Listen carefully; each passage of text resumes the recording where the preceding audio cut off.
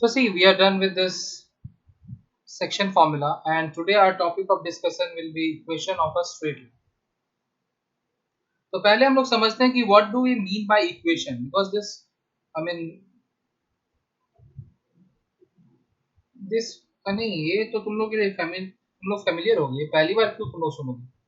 तुम लोग इक्वेशन इससे पहले पढ़े हो, लाइक लीनियर इक्वेशन कि भाई something equals to something, equality वाला वैसा, ठीक है? तो वैसा ही कुछ है, लेकिन ये क्या रिप्रेजेंट करेगा वो देखो।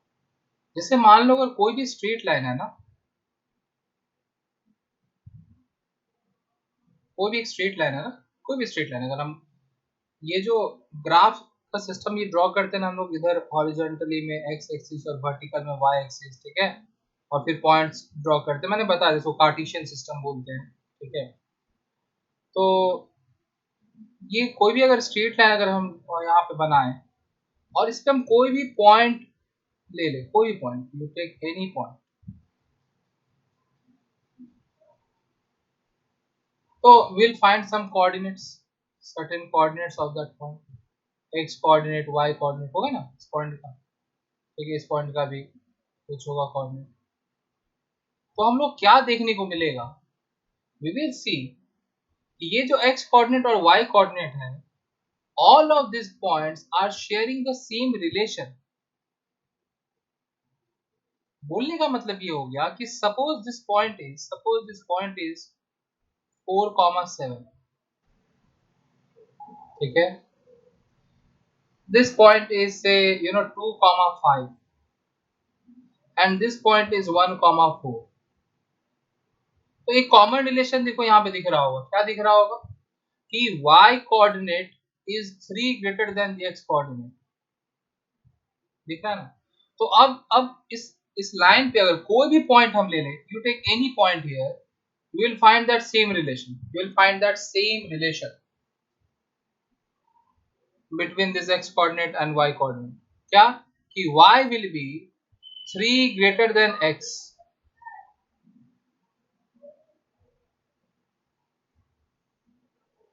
तो ये जो रिलेशन है इसी को बोलते हैं इक्वेशन। ये x कोऑर्डिनेट और y कोऑर्डिनेट का जो रिलेशन है इसी को हम लोग बोलते हैं equation, and it is always represented in terms of unknown variables x and y। Don't say कि x का वैल्यू क्या होगा, y का वैल्यू क्या होगा, नहीं, इनका वैल्यू कुछ नहीं होगा, x और y के टर्म्स में ही लिखेंगे। बेसिकली ये लोग क्या कर रहे हैं, ये लोग रिलेशन रिप्रेजेंट कर रहे हैं, x और y कोऑर्डिनेट का क्या रिलेशन होगा इस पूरे के पूरे स्ट्रेट लाइन पे, सारे पॉइंट्स के लिए सेम रिलेशन होगा। मतलब कि मान लो जैसे ये 3 जो पॉइंट का दिया हुआ है, एंड दिस पॉइंट दे से कि x कोऑर्डिनेट इज -1, तो y कोऑर्डिनेट अगर नहीं पता है, सपोज दे हैव आस्क्ड कि क्वेश्चन मार्क क्या होगा, we can say it will be 2, because through if that point is lying on this straight line, तो it will follow the same relation। इसका y coordinate जो है वो x coordinate से 3 ज्यादा होगा। जितने भी पॉइंट्स लाई करें इस स्ट्रेट लाइन पे सबके लिए सेम रिलेशन हो, and this relation is called equation of straight line. मतलब ये स्ट्रेट लाइन हुआ और इसके इक्वेशन मतलब वो रिलेशन एक्स कोऑर्डिनेट और वाई कोऑर्डिनेट के बीच का रिलेशन। अब बोलोगे कि आप तो ऐसे रफली यहाँ लिख लिए हैं, ऑब्वियसली यू कैन से। सो सी, मैं ऑनलाइन ग्राफ प्लॉट करके तुम लोग को दिखाता हूँ कि कैसा होगा। So now see, I have plotted this straight line on a graph, and if you look at this coordinates, see, we can figure out few of the coordinates, like this point. You can see the pointer, see this point is 1,3, isn't it? It is 1,3, x coordinate is 1 and y coordinate is 3. So one of the point is 1,3, and let us note it down. So we got one point as this 1,3, where x coordinate is 1 and y coordinate is 3. Now let us see another point. This point, see, look at this point. मैं बाकी सब point ये भी ले सकता था, पर यहाँ देखो फ्रैक्शनल में आ रहा है, दिस इज 0, माइनस समथिंग 0.5 और समथिंग लाइक दैट, सो इसलिए मैं वो नहीं ले रहा हूँ। We can take this point also, देखो 0 की मतलब when x is 0 then y is 1. Look at this point. When x is minus 1, when x is minus 1, then y is also minus 1. Okay. So let us take this graph and analyze it. Wait. So see, this is that same graph.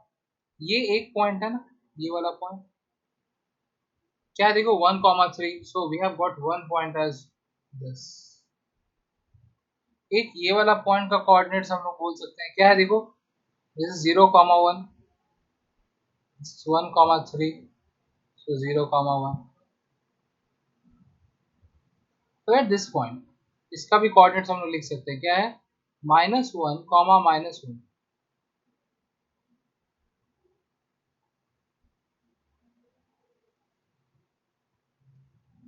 ठीक है.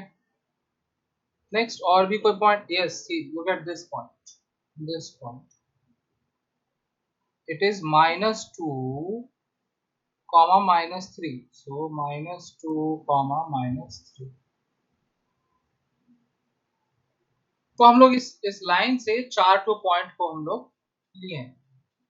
Now इस line का equation क्या होगा, what will be the equation of this line, it will be the same relation जो इन चारों को satisfy कर रहा होगा. Now you pause this video for few minutes and try to figure out on your own कि ऐसा कोई relation जो सारे पॉइंट्स के लिए सेम है, मतलब इन दोनों के बीच का रिलेशन x कोऑर्डिनेट और y कोऑर्डिनेट का जो रिलेशन होगा वो इन सारे पॉइंट्स को सेटिस्फाई करता हो, that particular same relation which is satisfying all this 4 points. क्या ऐसा कोई रिलेशन है, ट्राई टू फिगर आउट. जो रिलेशन होगा ना वही इस लाइन का इक्वेशन होगा. तो अभी मैं समझा क्या रहा हूं, माय पॉइंट इज कि इक्वेशन का मीनिंग क्या होता है, इक्वेशन ऑफ स्ट्रेट लाइन का मीनिंग क्या है. इक्वेशन ऑफ स्ट्रेट लाइन का मीनिंग है कि उस लाइन पे जितने भी पॉइंट्स होंगे वो सारे पॉइंट्स एक ही रिलेशन को सेटिस्फाई करते हैं, उनके कोऑर्डिनेट्स, उस पॉइंट के जो कोऑर्डिनेट्स होंगे x कोऑर्डिनेट और y coordinate, they all will satisfy that same one particular relation. सारे पॉइंट जितने पॉइंट्स लाई करें, कितने पॉइंट्स लाई करें, infinite number of points are lying on this straight line, तो वो सारे पॉइंट्स एक ही रिलेशन को सेटिस्फाई करेंगे, they will always obey that particular relation and that relation will be called the equation of this straight line. And this chapter is all about this equation of straight line. So if you are able to figure out this relation, जो एक relation आएगा सबके लिए common, congratulations, good. But अगर नहीं पता चला तो देखो मैं बताता हूँ. See 1 and 3, मतलब हम 1 और 3 के लिए तो हम लोग यही बोल सकते हैं कि 1 + 2 is 3. But see this same thing, ये +2 करना is not applicable for second one, third one, fourth one. नहीं, तो ये गलत रिलेशन, ये रिलेशन तो हो नहीं सकता. मतलब ऐसा रिलेशन जो सबको सेटिस्फाई करता हो, सारे पॉइंट के कोऑर्डिनेट्स को ही कर रहा है. तो देखो मैं एक ऐसा रिलेशन है बताता हूँ. देखो पहला वाला के लिए x को डबल करो मतलब 1 × 2 और +1 कर दो तो क्या आ जाएगा, देखो 3. Now see this relation will be valid for all the points. देखो सेकंड वाले में अगर हम x वाले को डबल करते हैं और +1 करते हैं, what we are getting, 0 × 2 is 0 and +1 is 1. वही है. सिमिलरली थर्ड वाले में भी -1 × 2 +1. देखो -1 × 2 is -2 and -2 + 1 is -1. See it is matching with y. This relation कि x को डबल करना तो 2x और उसमें +1 करना and that will give us y. तो ये रिलेशन हुआ ना, x को डबल कर रहे हैं, x कोऑर्डिनेट को, x को मतलब x कोऑर्डिनेट को डबल कर रहे हैं और फिर उसमें जब +1 कर रहे हैं तो हमको y कोऑर्डिनेट मिल जाएगा. We can write it as y = 2x + 1. This is the relation और यही हो जाएगा इस स्ट्रेट लाइन का इक्वेशन. तो यहाँ पे स्ट्रेट लाइन का इक्वेशन क्या होगा, y = 2x + 1. ठीक है. तो इसका मतलब क्या हो गया कि इस स्ट्रेट लाइन पे जितना भी पॉइंट्स लाई कर रहा है इन सब के लिए ये रिलेशन कॉमन होगा. सब पॉइंट्स का coordinates will satisfy this relation.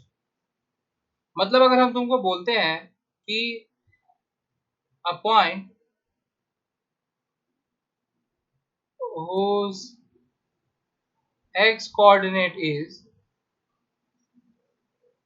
x coordinate is say -8 lies on this line y equals to 2x plus 1. ठीक है, तो find its y coordinate. So you can determine why, because it will obey this relation ना. अगर वो point है तो वो point बोल रहा है कि इसका x कोऑर्डिनेट इज -8, मतलब that point is -8 comma something and I don't know this something. So how will I evaluate it, how will I evaluate that something? क्या करेंगे, ये y तो फाइंड करना है ना, तो y equals to 2x plus 1, this is the relation. I know the value of x and I want to determine the value of y. तो हम लोग क्या करेंगे, जहां x है उसके जगह क्या बैठा देंगे, -8 बैठा देंगे.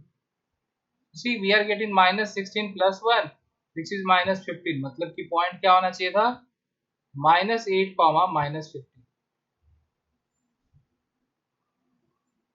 तो इस स्ट्रेट लाइन पे अगर ये y equals to x plus 1 वाले स्ट्रेट लाइन पे अगर कोई पॉइंट लाई कर रहा है जिसका x कोऑर्डिनेट -8 है तो उसका y कोऑर्डिनेट क्या हो जाएगा, -15. Similarly we also we might also get to see this scenario जहाँ पे y कोऑर्डिनेट दिया हुआ हो कि y coordinate is say 4, find x coordinate. ठीक है, I'm not writing it properly. So what you write the same relation instead of y. Now y coordinate is known, na? So instead of y put 4 and evaluate x. See, we are getting it in fraction. So x will be 3 by 2. 3 by 2 means 1.5. Now see, if you look at this graph carefully, ध्यान से देखो 1.5 कहाँ पे होगा, 1.5 यहाँ पे होगा. तो 1.5 के लिए देखो क्या है कोऑर्डिनेट, देखो it is 4. 1.5 के लिए it is 4. This is matching with 4. So 1.5 comma 4 is one of the point which is lying on this line. तो मेन ऑब्जेक्टिव जो है समझाना, अभी तक तो मैं कहानी सुना रहा हूँ, इतना कुछ बता रहा हूँ, वो ये है कि भाई इक्वेशन क्या, बिकॉज पता है इससे पहले मैंने जब पढ़ाया था स्टूडेंट्स को, कैसे पढ़ाता हूँ, तो दे आर लाइक ये इक्वेशन तो ठीक है लेकिन यहाँ x और y है क्या, what will I write instead of x और y? अरे you don't need to write anything. This is a relation. It will be in terms of x and y only. x as it is रहेगा, y as it is रहेगा. जब भी equation लिखने बोलेगा तो equation will always be in terms of x and y. वहां पे x और y का वैल्यू नहीं लिखने वाले हम लोग. वो x और y है इसीलिए वो इक्वेशन है, वरना इक्वेशन ही नहीं रहेगा ना वो स्ट्रेट लाइन का. तो x और y है, इसका मतलब वो एक रिलेशन को रिप्रेजेंट कर रहा है जो x कोऑर्डिनेट और y कोऑर्डिनेट के बीच का रिलेशन होगा ना. सी, मैं बार बार रिलेशन बोल रहा हूँ, जब 11 में जाओगे तो 11 12 में तो रिलेशन फंक्शन बोल के एक चैप्टर है, वहाँ देखोगे कि रिलेशन अलग है फंक्शन अलग चीज है, तो फिर ये मिक्सअप मत करो उसी से. मैं तुम लोग को समझाने के लिए बस बता रहा हूँ कि रिलेशन वर्ड का अलग ही मीनिंग होता है. ठीक है, बट हाँ this is also relation, like x coordinate और वाई कोऑर्डिनेट का जो रिलेशन है यहाँ पे, उसी को हम लोग इक्वेशन बोल रहे हैं of this particular straight line. ठीक है,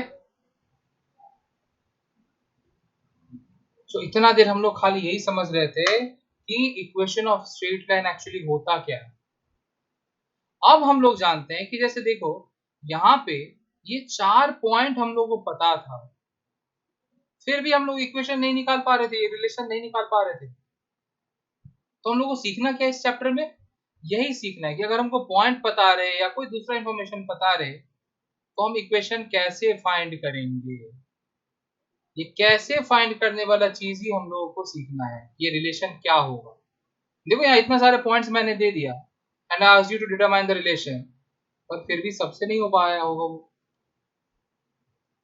ठीक है, तो कैसे डिटरमाइन करें, अगर मेरे को पॉइंट्स पता है तो ये रिलेशन कैसे डिटरमाइन करें या ये इक्वेशन कैसे डिटरमाइन करें, that is what we will be learning in this chapter. ठीक है, and we learn few more terms also, खाली इक्वेशन ही नहीं है, there is something more to it. ठीक है,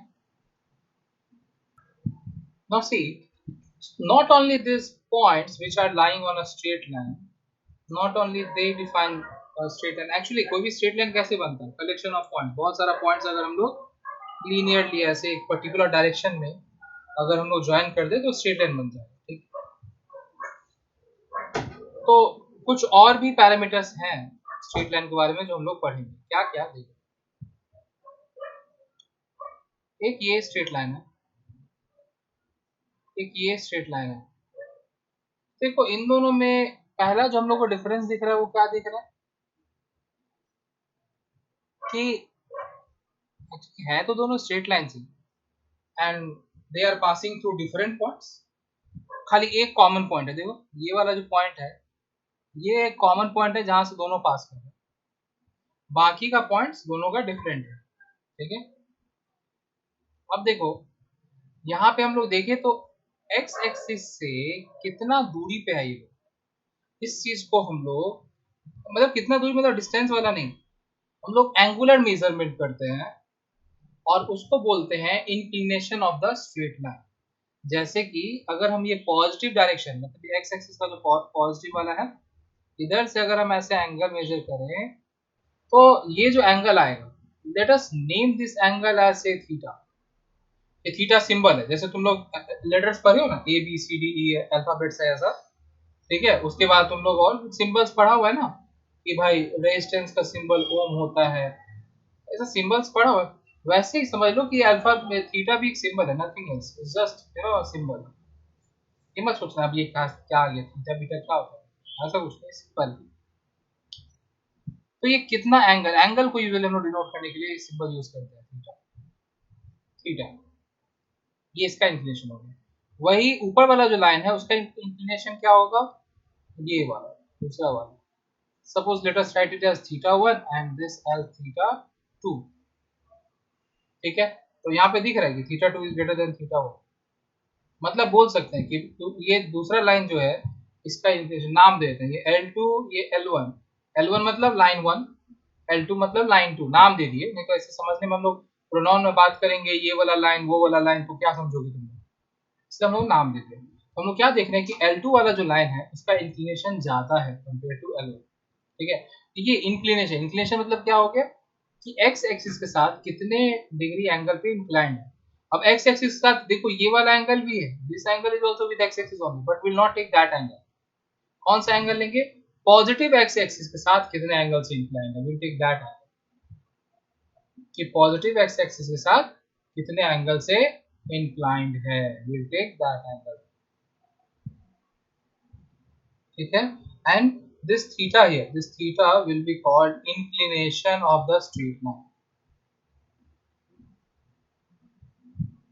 And why we are learning all these things, same to determine that relation, कि अगर पॉइंट पता हो तो रिलेशन क्या होगा वो जानने के लिए। बहुत सारा फॉर्म्स देखेंगे हम लोग, अभी पढ़ेंगे, डोंट वरी। ठीक है, तो ये एक टर्म समझ गया कि इंक्लिनेशन क्या होता है। ठीक है, नेक्स्ट है, next term is we need to know one more thing which is slope of a straight line। तो देखो अभी अभी हम लोग पढ़े कि इंक्लिनेशन क्या होता है, ये अभी हम लोग पढ़े ना।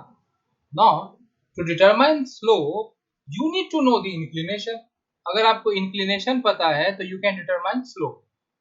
मान लो जैसे ये स्ट्रेट लाइन है तो इसका इंक्लिनेशन कौन सा होगा, ये वाला एंगल होगा theta, this is inclination, not this angle. ये एंगल होगा क्या, नहीं, क्यों, क्योंकि ये नेगेटिव एक्स एक्सिस के साथ ये एंगल बना हुआ है ना, not this one. Positive x axis के साथ कौन सा एंगल बना है। ठीक है, अभी तुम लोग ये ऐसा मत बोलना सेम एंगल को यहाँ बना के कि ये तो नेगेटिव वाले के साथ है, अरे नहीं नहीं, नेगेटिव के साथ नहीं है, वो भी पॉजिटिव के साथ ही है, ये एंगल दोनों सेम होगा। ये मत सोचना कि ये एंगल छोटा है और ये एंगल बड़ा है, नहीं ऐसा नहीं होता है।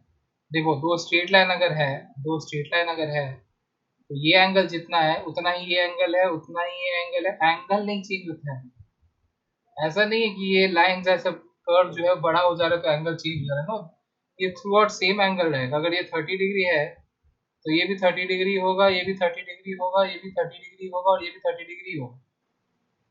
ठीक है, all of them are 30 degree होंगे। ठीक है, ध्यान रखना। हाँ, हम लोग भटक गए अपने टॉपिक से, अब अपने टॉपिक पे आ जाते हैं। ठीक है, तो देखो ये एंगल थीटा, तो ये थीटा क्या है यहाँ पे, inclination, inclination of straight line. Straight line को एस टी डॉट भी लिखते हैं, उसको सेंट मत पढ़ लेना, ठीक है। तो स्लोप क्या होता है स्ट्रेट लाइन का? देखो, slope is defined as tan of inclination. Now what is tan? तो तुम लोग क्लास 9 में बेसिक ट्रिग्नोमेट्री तो पढ़े ही थे। हाँ, it is that tan perpendicular by hypotenuse, perpendicular by base वाले tan। ठीक है। तो see slope is tan of inclination, मतलब tan थीटा। अगर थीटा इंक्लिनेशन है तो tan theta will be slope. ठीक है। तो अब देखो, कोई भी स्ट्रेट लाइन का अगर हम लोग को इंक्लिनेशन पता है तो हम लोग उसका स्लोप बता सकते हैं। जैसे ये लाइन है, सपोज कि एंगल है 45 डिग्री, इसका स्लोप क्या हो जाएगा इस लाइन का? tan 45 which is 1। tan 45 का वैल्यू 1 होता है। अब tan 45 का वैल्यू 1 होता है, अगर ये तुम लोग को पता है तो बहुत अच्छी बात, नहीं पता है तो घबराने का नहीं है, टेंशन लेने का बात नहीं है, ट्रिग्नोमेट्री पढ़ोगे यार, डोंट वरी। ठीक है। मैं कुछ बेसिक वैल्यूज लिख ही देता हूँ, तुम लोग बेकार बोलोगे कि है कैसे पता करेंगे। सो स्टैंडर्ड एंगल्स के लिए देखो, tan 0 is 0, tan 30 degree is 1/√3,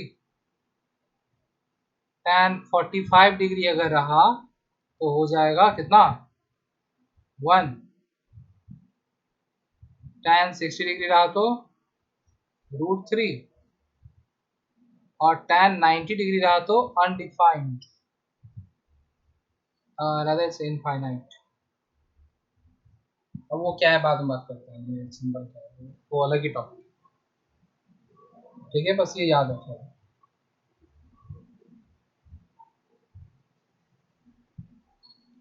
So it's undefined.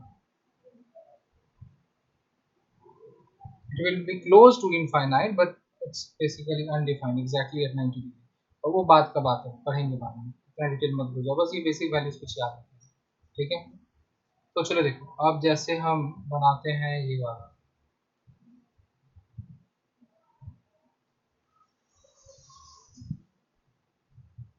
और ये एंगल है 30 डिग्री, तो इसका स्लोप क्या हो जाएगा? tan 30, मतलब कि 1/√3। हाँ, no this is wrong. Why? Because ये 30 जो है वो नेगेटिव एक्स एक्सिस के साथ एंगल है, not this angle, we can not take this angle. Inclination 30 नहीं है, इंक्लिनेशन कौन सा है? ये वाला एंगल है इंक्लिनेशन। और सिंस एक्स एक्सिस है तो ये स्ट्रेट लाइन है, तो टोटल 180 डिग्री एंगल होगा। ये 30 है तो इधर क्या हो जाएगा? 150 डिग्री। ठीक है। So here the slope will be tan 150, it will not be tan 30 degree. ठीक है, तो ये ध्यान रखना। नाउ यू विल से कि आप जो tan का वैल्यूज लिखे हो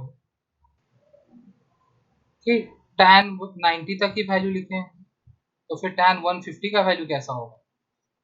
एक्चुअली होता है क्या होगा, देखो ध्यान से, जब तक एंगल मतलब इंक्लिनेशन जो है अगर वो 90 डिग्री से कम रहे, देखो मतलब कि लाइन अगर ऐसा है, कुछ ऐसा है, तो ये देखो ये एंगल अभी 90 डिग्री से कम है ना, तो जब तक 90 डिग्री या उससे कम रहे तो वो टेबल फॉलो करना। जैसे ही 90 क्रॉस कर जाए, सपोज कि एंगल ऐसा हो, सपोज कि ऐसा हो, ऐसा, then and we know this angle, अगर कोई भी एक पता है तो दोनों ही पता है। सपोज अगर ये मान लो कि 120 है, तो स्लोप क्या होना चाहिए? tan 120 होना चाहिए ना।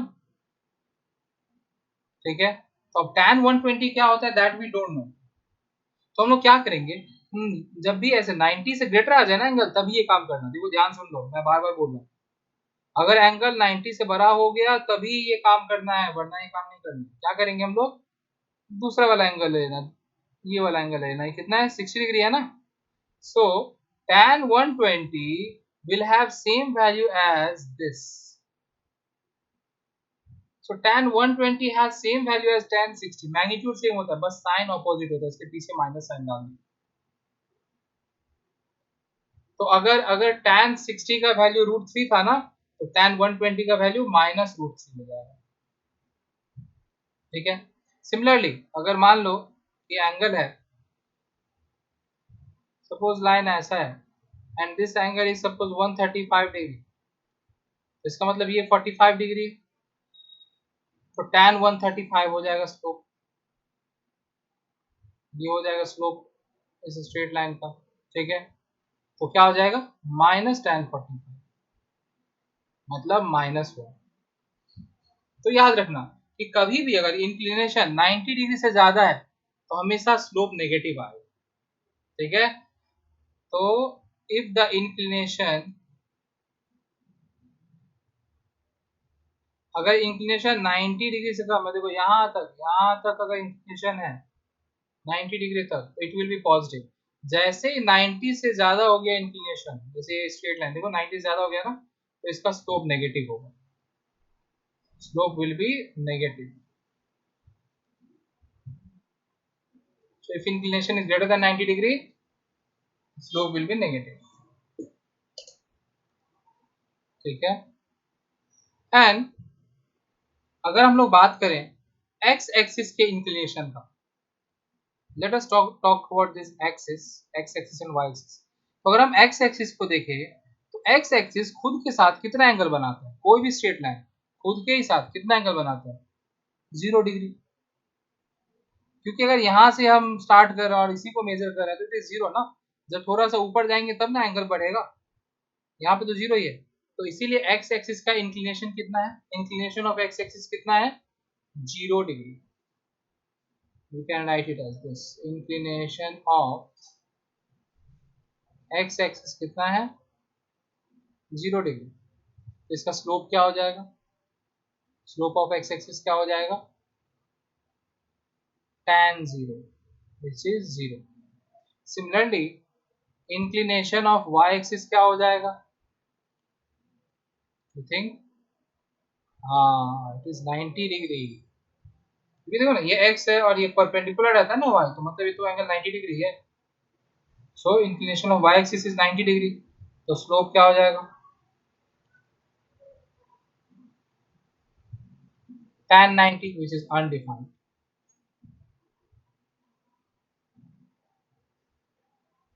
undefined, ठीक है। Return the infinity, it will B undefined। दोनों में डिफरेंस होता है इनफिनाइट और अनडिफाइंड, ठीक है। ये सब हाई फाई टॉपिक है, will discuss this later in class 11, ठीक है। तो ये ध्यान में, आज देखो आज पूरा अपना डिस्कशन किया क्या समझने में, कि इक्वेशन किसको कहते हैं, इक्वेशन क्या चीज को डिस्क्राइब करता है, डिफाइन करता है, इक्वेशन क्या बताता है स्ट्रेट लाइन के बारे में। बेसिकली इक्वेशन क्या बताता है, एक्स कोऑर्डिनेट और वाई कोऑर्डिनेट का रिलेशन, जितना भी पॉइंट उस स्ट्रेट लाइन पे लाई करेगा उन सारे पॉइंट्स के एक्स कोऑर्डिनेट और वाई कोऑर्डिनेट के बीच में सेम रिलेशन होगा, उसी चीज को इक्वेशन बोलते हैं। फिर हम लोग समझे कि लाइन का इंक्लिनेशन किसको कहते हैं, फिर हम लोग समझे कि स्लोप किसको बोलते हैं और कैसे डिटरमाइन करते हैं, ठीक है। फिर हम लोग देखे कि अगर स्लोप, अगर इंक्लिनेशन ग्रेटर देन 90 डिग्री है तो स्लोप नेगेटिव होगा, और 90 से कम है तो स्लोप पॉजिटिव होगा। अगर x एक्सिस का हम लोग बात करें, x एक्सिस का स्लोप 0 होगा और y एक्सिस का अनडिफाइंड होगा, ठीक है। तो यही सब हम लोग आज पढ़े। अभी हम लोग और इसको डिस्कस करेंगे in detail in the upcoming session. Thank you and keep watching and keep learning. अगर कुछ समझ में नहीं आया हो तो please watch the video again. Thank you.